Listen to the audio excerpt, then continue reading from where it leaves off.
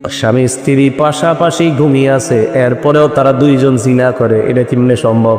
কত আশ্চর্যের বিষয়। আমাদের প্রত্যেকের ঘরে ঘরে প্রতিদিন জিনা হয়, আমাদের জানা নাই। কি হয়? হ্যাঁ, জিনা হয়। এটা কেমনে সম্ভব? স্বামী স্ত্রী জিনা মানি দলিল আছে তো, সহিহ বুখারী 6612 6612 নম্বর হাদিস। ক্বালা রাসূলুল্লাহ সাল্লাল্লাহু আলাইহি ওয়াসাল্লাম, আল্লাহ নবী বলেন, ইন্নাল্লাহা কাতাবা আলা ইবনি আদম হাজ্জাহু মিনাজ জিনা আদরাকা যালিকা লা মাহালা। নিশ্চয় আল্লাহ আদম সন্তানকে জিনার পরীক্ষা দ্বারা পরীক্ষা করবে। এই পরীক্ষায় আমি আপনি আলেম সাধারণ সবাই পড়া লাগবে, কোনো সন্দেহ নাই, সবার পড়তে হবে এই পরীক্ষায়। ফাজিনাল লিসান আল মান্তিক, মুখের জিনা হলো কথা বলা। যেই নারীর সাথে অবৈধভাবে দেখা দেওয়া হারাম, এই নারীর সাথে কথা বলা হারাম। যেই নারীর সাথে সরাসরি কথা বলা হারাম, ওই নারীর সাথে মোবাইলে কথা বলাও হারাম।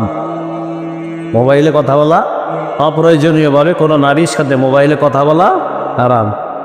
এটা কেমন জানি না, এটা মানতেই পারেন না। হারাম তো হারাম তো হারামই। ফাজিনাল লিসান আল মান্তিক, মুখের জিনা হলো কথা বলা। মুখের জিনা কি বলা?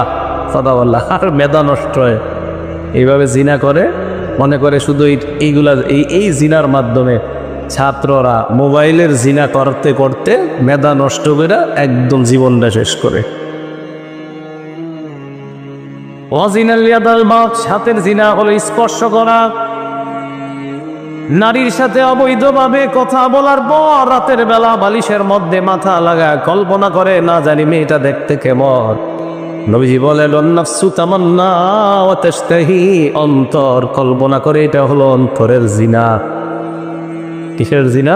অন্তরের। তাহলে বলেন, জিনা এটা খারাপ নাকি ভালো?